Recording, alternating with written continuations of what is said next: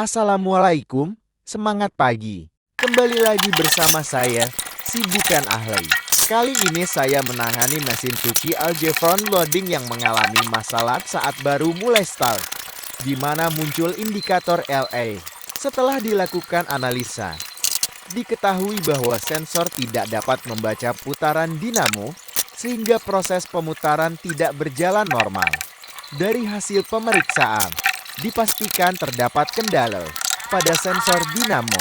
Kesimpulan, sensor dinamo harus diganti agar mesin cuci dapat kembali bekerja dengan optimal. Terima kasih.